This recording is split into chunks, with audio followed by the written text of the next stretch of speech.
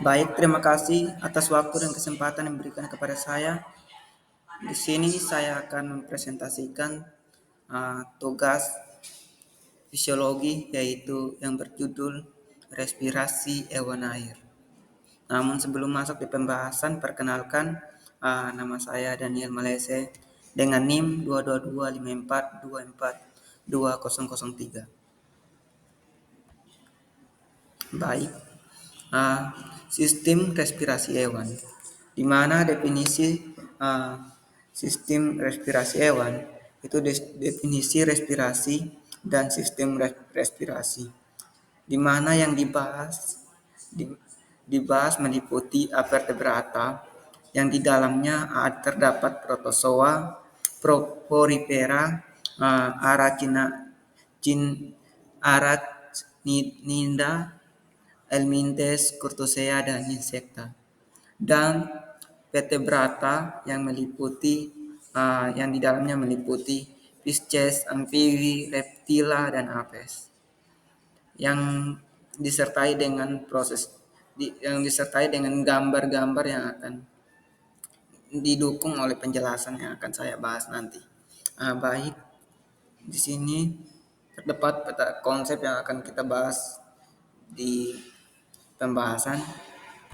Nah, di sini definisi sistem pernapasan, di mana pernapasan itu adalah kegiatan mengambil udara yang disebut dengan inspirasi. Sedangkan kegiatan untuk mengeluarkan udara itu yang disebut dengan ekspirasi yang melalui alat pernapasan. Di mana sistem respirasi ini sistem organ yang digunakan untuk pertukaran gas. Baik, di sini ada sistem pernapasan porifera. Nah, pada porifera, oksigen yang masuk secara difusi melalui sel permukaan tubuhnya itu terlihat jelas di gambar di sini. Itu porifera, itu oksigen yang masuk secara difusi yang melalui sel permukaan tubuh. Sedangkan sistem pernapasan protozoa itu di dalam gambar tersebut itu bahwa yang dimaksud di situ bahwa oksigen yang masuk ke dalam karbon dioksida yang keluar melalui permukaan tubuh itu yang disebut dengan membran sel itu secara difusi. Itu contohnya seperti paramecium dan amoeba dan paramecium. Nah, di sini kita akan membahas tentang mekanisme pernapasan protozoa. Nah, di mana CO2 dan O2 itu di udara. Sedangkan CO2 berdifusi masuk ke udara. Lalu zat sisa yang menuju membran itu menghasilkan energi dan zat sisa berupa H2O dan CO2. Sedangkan O2 di udara itu akan berdifusi melalui membran ke sitoplasma yang kemudian menuju mitokondria dan kemudian menghasilkan O2 yang digunakan untuk memecah senyawa organik. Di mana di sini saya akan menjelaskan lagi bahwa mekanisme pernapasan protozoa itu CO2 dan O2 itu di udara. CO2 itu berdifusi masuk ke udara, O2 itu berdifusi melalui membran ke sitoplasma. Sedangkan CO2 akan berdifusi masuk ke udara itu akan mengeluarkan zat sisa menuju membran dan menghasilkan energi dan zat sisa berupa H2O dan CO2. Sedangkan O2O berdifusi melalui membran sel ke sitoplasma akan menuju ke mitokondria. Kemudian O2 itu digunakan untuk memecah senyawa organik. Dimana kita akan lihat bahwa sistem pernapasan cacing. Nah, di sini pada cacing itu pertukaran gas terjadi di permukaan tubuh yang disebut dengan integumen. Jadi pertukaran gas terjadi pada permukaan tubuhnya itu disebut dengan integumen. Di mana kulit cacing itu tanah yang banyak mengandung kapiler, darah, dan kelenjar lendir. Lendir menjaga kulit cacing selalu basah agar oksigen mudah berdifusi melalui kulit. Di mana di sini kita lihat sistem pernapasan cacing nih, CO2 dan O2 itu. Ini di sini ada kapiler, kulit, CO2 dan O2. Di mana di sini mekanisme seperti yang terdapat di gambar sebelumnya. Di sini mekanisme pernapasan cacing itu O2 dan CO2 di udara. O2 masuk ke kapiler darah pada kulit terdapat pada gambar sebelumnya. O2 dilihat ke hemoglobin, darah diedarkan, kemudian darah diedarkan ke seluruh tubuh dan menghasilkan CO2. CO2 akan berdifusi keluar melalui kulit kemudian menghasilkan O2 dan CO2 di udara. Itu yang terdapat di gambar sebelumnya yang ada di yang terdapat di gambar ini. Ya, baik.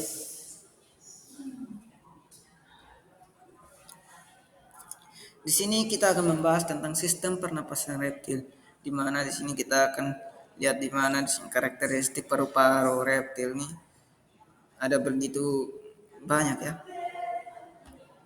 Nah, di sini sistem pernapasan reptil. Ini tipe respirasi reptil nih ada pernapasan berupa paru-paru dan pernapasan berupa kulit-kulit.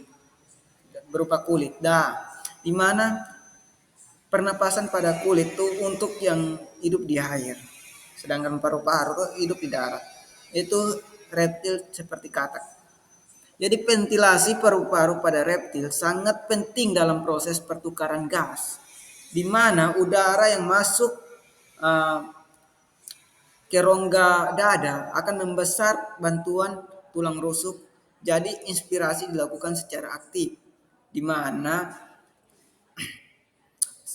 di mana di sini ekspirasi secara pasif karena paru-paru yang sifatnya elastis gitu. Baik, urutan alat pernapasan yang dilalui udara ketika reptila bernapas, di mana yang pertama itu melalui lubang hidung, kemudian nosofaring, laring, trakea, gigi bronkus, bronkiolus, dan terakhir alveolus. Ya. Jadi urutan pernapasan yang dilalui ketika reptila bernapas itu pertama itu melalui hidung, nosofaring, laring, trakea, bronkus, bronkiolus, dan alveolus. Nah, sistem pernapasan amfibi. Pada katak, oksigen berdifusi lewat selaput rongga mulut, kulit, dan paru-paru. Kecuali pada fase berudu ya teman-teman. Jadi pernapasan dengan insan karena hidupnya di dalam air itu pada fase berudu, itu hidup di dalam air. Katak bernapas dengan insan luar, insan dalam, kulit, paru-paru, kulit, dan rongga mulut. Wah, terlalu banyak nih. Ya lanjut, di mana setelah menetas, perubahan alat pernapasan pada katak itu setelah menetas, kedua pasang insan di luar, kemudian terbentuk pasangan yang ketiga. Dua pasangan insan akan menjadi besar, kemudian sementara itu lembaran-lembaran insan ketika melalui selalu bergetar, itu airnya di sekelilingnya selalu berganti-ganti. Kemudian O2 di air sekelilingnya insan berdifusi, kemudian pembuluh kapiler darah pada insan. Gitu. Nah, setelah berwudu menjadi katak dewasa, itu yang pertama itu ada 3 fase, yaitu paru-paru, kulit, rongga mulut. Nah, paru-paru itu rongga mulut berterisi udara, lalu menutup lubang hidung. Setelah dalamnya akibat udara dari rongga mulut terdorong masuk ke dalam paru-paru, di mana kulit itu saat air ataupun darat itu pernapasan ini dapat terjadi karena kulit dan katak yang tipis untuk banyak mengandung kapiler darah dan perkembangan sistem pernapasan insan di luar. Nah, jadi pada selaput rongga mulut itu rongga mulutnya berisi udara yang di dalamnya ada O2 di udara yang berdifusi melalui selaput rongga, kemudian rongga mulut, lalu O2 akan diikat oleh darah dan diedarkan ke seluruh tubuh katak, di mana terlihat pada mekanisme pernapasan pada katak tersebut. Ini lubang hidung, ada rongga yang berhubungan dengan rongga kulit, ada paru-paru. Di sini pengambilan udara dengan keadaan otot rahang bawah yang menggendur. Di mana yang kedua itu otot sternocleidomastoidus berkontraksi sehingga udara masuk ke rongga mulut. Kemudian yang ketiga, udara masuk ke dalam paru-paru dan terjadi pertukaran gas. Yang keempat, kontraksi otot bronkiolus pada otot perut sehingga perut mengecil, sehingga rongga perut mengecil. Di mana yang kelima, udara keluar melalui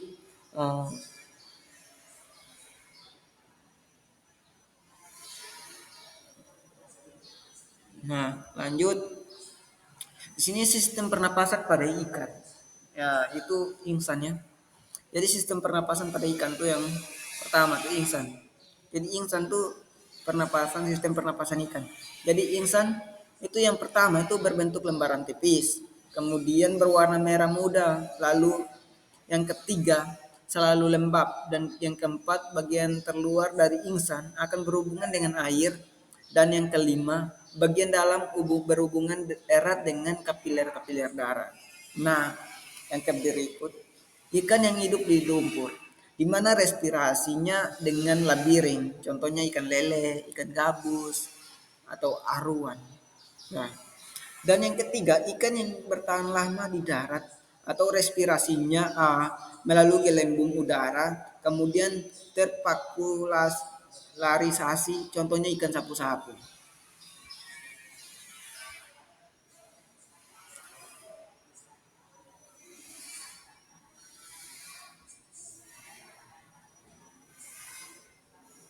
Nah, di sini fase inspirasi, di mana air masuk ke dalam rongga mulut, kemudian penutup pingsan akan menyamping, tetapi uh, celah belakang masih tertutup, di mana rongga mulut akan membesar, kemudian tekanan udara dan rongga mulut lebih kecil daripada tekanan di luar tubuh. Ya, di luar. Kemudian celah tersebut mulut akan terbuka, di mana air akan masuk ke dalam rongga mulut.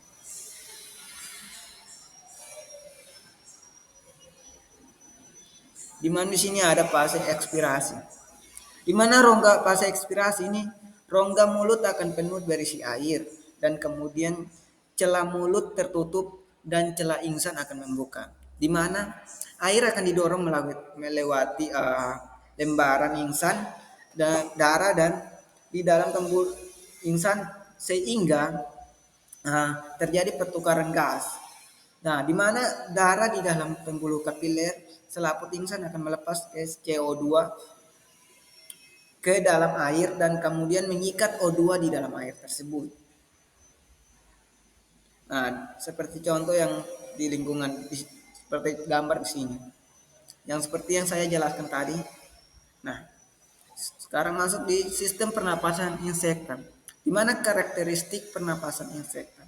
Di mana yang pertama, pernapasan pada insekta dilakukan dengan menggunakan sistem trakea. Nah, udara yang keluar masuk tidak melalui mulut, melainkan melalui lubang-lubang sepanjang kabut sisi tubuhnya. Nah, lanjut. Lubang-lubang pernapasan tersebut akan dinamakan dengan stigma atau spirakel. Nah, pada tiap-tiap ruas tubuh itu akan terbentuk sepasang stigma sebuah di sebelah kiri dan sebelah kanan. Nah, stigma selalu terbuka dan berupa lubang-lubang menuju ke pembuluh trakea. Di sini lanjutan dari sistem pernapasan insekta. Lanjutan, trakea bercabang-cabang sampai ke pembuluh halus yang mencapai seluruh bagian tubuhnya. Itu udara akan masuk melalui stigma. Dan kemudian akan menyebar mengikuti trakea dengan cabang-cabangnya. Jadi oksigen yang diedarkan tidak melalui darah melainkan langsung dari pembuluh trakea ke sel-sel yang ada di sekitarnya. Di mana dengan demikian cairan di tubuh serangga atau darah yang serangga yang tidak berfungsi mengangkut udara itu pernapasan tetapi hanya berdifusi mengedarkan sari-sari makanan dan hormon.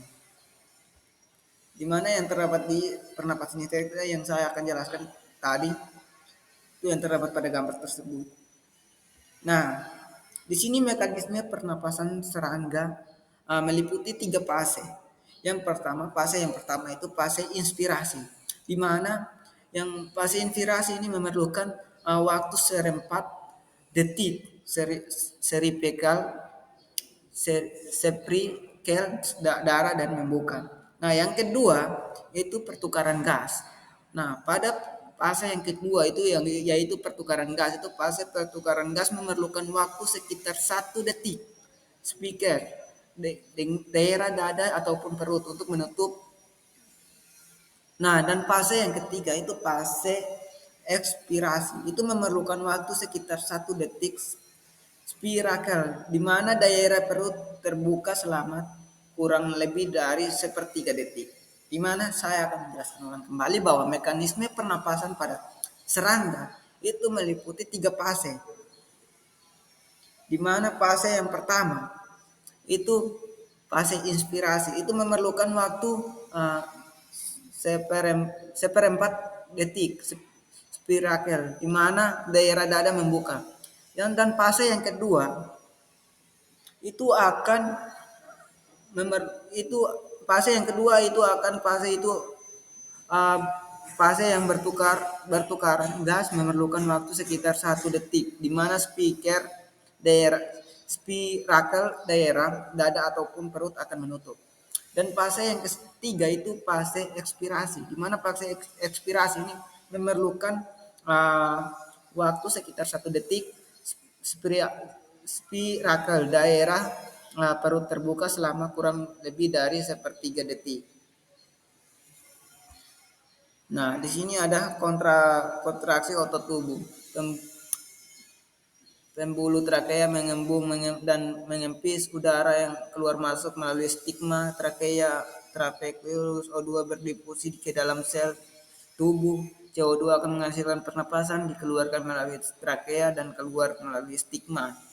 Trakea mengempis, kemudian kontraksi otot. Nah, di sini sistem pernapasan archinida, di mana itu pada laba-laba. Teman-teman sudah lihat tadi gambarnya. Jadi sistem pernapasan pada paru-paru itu buku letaknya di sisi sebuah bagian bawah paru-paru. Buku berupa 2 buah kantong yang masing-masing terdiri dari lipatan serupa lembaran daun yang berjumlah 15 sampai 20 lembar lebih. Lipatan tersebut terbentuk lapisan epitel permukaan yang melekuk ke arah dalam dan membentuk helaian-helaian dalam rongga stik. Selain itu, helaian yang itu berhubungan dengan udara lalu melalui lubang spirakel. Melalui lipatan-lipatan itu darah akan mengalir ke dalam paru-paru buku. Jadi mekanisme kerja, jadi itu udara yang masuk melalui stigma menyebar ke dalam ruang antara lipatan-lipatan. Dia akan berhubungan langsung dengan darah. Jadi sistem pernapasan krotosea itu hidup di dalam air, di mana bernapas dengan ingsan dengan menggunakan uh, ingsan. Pada umumnya masing-masing terdapat di rongga ataupun kamar ingsan, di mana kamar-kamar ingsan terletak di antara bronkiostegi atau dinamakan dengan perlindungan ingsan dan dinding badan. Hidup di air dan darat itu mempunyai rongga ingsan dengan banyak pembuluh darah. Pada kepiting darat itu pertukaran udara terjadi di dalam rongga ingsan. Kemudian ingsan akan menonjol ke dalam rongga ingsan yang memungkinkan terjadinya pertukaran udara. Begitu teman-teman. Jadi itu pada kepiting. Jadi pada kepiting darat itu pertukaran udara terjadi pada rongga ingsan, kemudian ingsan akan menonjol ke dalam rongga ingsan yang akan memungkinkan terjadinya pertukaran udara.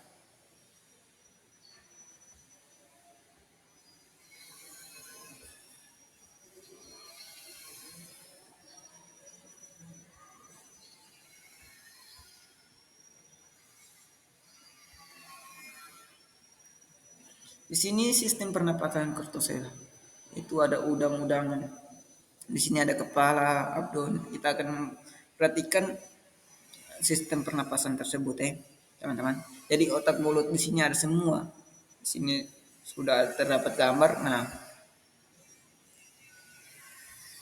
di sini seperti yang saya jelaskan tadi.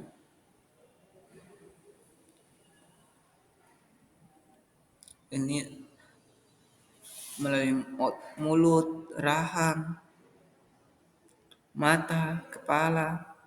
Di sini ada bagian-bagiannya. Bisa lihat lebih jelas. Baik, lanjut. Sistem pernapasan nafas. Nah, di sini saluran pernapasan burung itu ada beberapa, yaitu lubang-lubang, lubang hidung, trakea, bronkus, paru-paru, kantong udara. Di mana kantong udara ini berhubungan dengan paru-paru. Ya. Jadi fungsi kantong udara itu atau disebut dengan sakus pneumatikus. Fungsi kantong udara itu yang pertama itu untuk membantu burung bernapas saat terbang. Dan yang kedua, membantu membesarkan ruang seiring sehingga dapat memperbesarkan dan memperkeras suara.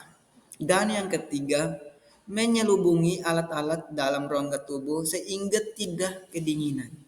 Dan yang keempat, membantu mencegah hilangnya panas tubuh yang terlalu besar. Gitu teman-teman. Itu fungsi kantong udara. Sedangkan kantong udara pada burung berjumlah 9 buah, yaitu yang pertama, ada 2 buah kantong udara di leher. Yang kedua, sebuah kantong udara berantar tulang selangka. Dan yang ketiga, 2 buah kantong udara dada depan. Dan yang keempat, 2 buah kantong udara dada belakang. Dan yang kelima, 2 buah kantong udara di perut. Itu yang terdapat di gambar tersebut. Teman-teman bisa perhatikan di sini. Maka di sini ada mekanisme pernapasan. Di mana mekanisme pernapasan itu pengambilan udara pada burung. Ada 2 cara, yaitu yang pertama pada waktu istirahat yang disebut dengan hinggap atau pada waktu saat terbang. Itu nih mekanisme pernapasan. Itu mekanisme pernapasan itu pengambilan udara pada burung itu ada 2 cara, itu pada saat waktu istirahat dan pada saat terbang. Jadi pada saat terbang burung tidak akan menggunakan rongga dada untuk melakukan penarikan dan pengeluaran napas. Karena tulang dada dan tulang rusuk adalah tempat perletakan otot-otot untuk terbang, di mana pernapasan dilakukan dengan menggunakan cadangan udara di dalam kantong udara. Ya, teman-teman bisa mengerti ya. Nah, di mana udara yang dihirupkan burung itu masuk melalui lubang hidung, kemudian batang tenggorokan, cabang batang tenggorokan, kemudian masuk ke paru-paru. Nah, di bagian bawah trakea terdapat pula alat suara yang disebut dengan siring. Nah, udara bertekan tinggi yang melalui siring kemudian akan menggetarkan selaput rongga di dalamnya sehingga menghasilkan bunyi atau suara. Di mana alur pernapasan saat istirahat atau hinggap. Di sini alur pernapasan umumnya yang pertama O2 kemudian masuk di lubang hidung, trakea, masuk bronkus, paru-paru, kemudian pundi awal belakang, paru-paru, pundi awal depan, CO2. Dan yang kedua, inspirasi. Tulang rusuk akan bergerak ke bawah, rongga dada akan membesar, paru-paru akan mengembang, udara masuk paru-paru, pundak belakang, paru-paru pundi awal depan. Itu alur pernapasan saat istirahat atau hinggap. Nah, di sini B, ekspirasi. Tulang rusuk keluar ke atas, tulang rusuk ekspirasi yaitu tulang rusuk ke atas, rongga dada akan mengecil. Kemudian tulang-tulang yang bergerak ke atas itu akan bergerak ke atas, akan rongga dada akan menyempis, kemudian paru-paru akan mengecil, kemudian udara akan keluar dari pundi awal, paru-paru terjadi difusi keluar, begitu teman-teman. Terdapat di gambar tersebut. Nah, sini udara akan masuk, kemudian kantung udara di sini yang seperti yang saya jelaskan, teman-teman bisa ngerti ya. Udara akan masuk, kemudian kantong udara, ya sudah saya jelaskan. Nah, di sini ada alur pernapasan saat terbang. Nah, disebut dengan inspirasi dan ekspirasi. Nah, alur pernapasan saat terbang itu yang pertama inspirasi. Sayap terangkat, kemudian pundi korakoid mengembang, udara masuk pundi awal abdominal, kemudian akan masuk ke paru-paru atau sebagian dari dan pundi akan awal akan sebagian. Ekspirasi, sayap akan ke bawah, kemudian awal karbohidrat terjepit, pundi awal karbohidrat akan mengembang, kemudian udara terdorong keluar, pergantian O2 dan CO2. Di sini sistem pernapasan yang khas pada burung. Ini di sini sistem pernapasan khas pada burung udara segar. Ini yang saya jelaskan bahwa alur pernapasan saat terbang. Nah, itu saya penjelasan saya. Mohon kalau jika kurang mohon maaf. Sampai bertemu lagi. Sekian dan terima kasih. Bye bye.